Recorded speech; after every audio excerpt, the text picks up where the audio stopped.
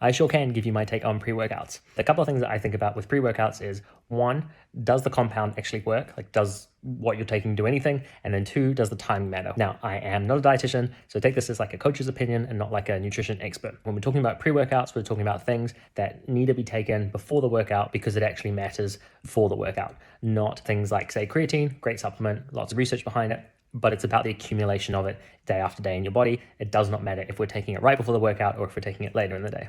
So a couple of other things that are commonly in pre-workouts: caffeine, beta-alanine, that's the itchy face one, citrulline malate, sometimes BCAAs, stuff like that in there. Now, a lot of these things either have a really small effect size or just don't really matter too much. So beta-alanine is another one that, as far as I know, it doesn't really matter when you take it. You can just take it like anytime throughout the day. I personally like to take it in pre-workout just because if I'm going to have an itchy face, like if I'm going to have that kind of like itchy, uncomfortable feeling, it's better to have it while I'm training than to have it while I'm at my desk trying to work. I don't think that's like essential for everyone. I think it's something that like might have a small effect, and so I kind of hedge my bets. It's not super expensive, and so I have that as part of my pre-workout. Citrulline malate, again, it's something that there's not like a huge amount of research behind it. It is something that the research seems to say that like the timing does matter, so you want to be having it, I think, about an hour to 30 minutes before. Some people swear by it, but I personally don't bother just because I don't think it's going to make a huge difference for strength and hypertrophy. Caffeine is your big one. So caffeine is like the main thing that you're going to get a benefit from in your pre-workout, from the stimulatory effect from it. The main things that I'd say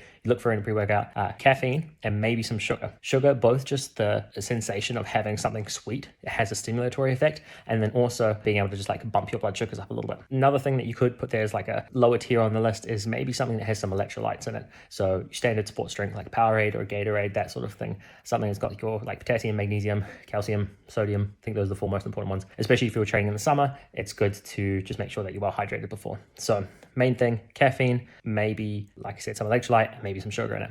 Now, as far as safety wise, making sure that we're not having too much caffeine, I think a really good dose for most people is 200 milligrams. Now, it does matter on body size, how many milligrams you're having per kilo. And for most people, 200 milligrams is going to be a pretty good pre-workout. 100 milligrams is also completely sufficient. Some of the pre-workouts have like 400, 500 milligrams. I might do that if it was like before a powerlifting comp or a really important event, but I'm not going to do that on a normal workout. And the other thing to think is that amount of caffeine, if you're training in the evening, will probably disturb your sleep. Even if you don't feel like it disturbs your sleep, research suggests it's probably going to affect your sleep quality if you're having it in the evening before you sleep. So where I think pre-workout is most useful is for those training in the morning. You can caffeinate your socks off then. It's not going to affect your sleep, but there's no point having a really good workout hyped out of your mind on caffeine and then not getting the recovery you need and not giving your body what it needs to actually adapt to the training because your sleep is disturbed from the caffeine.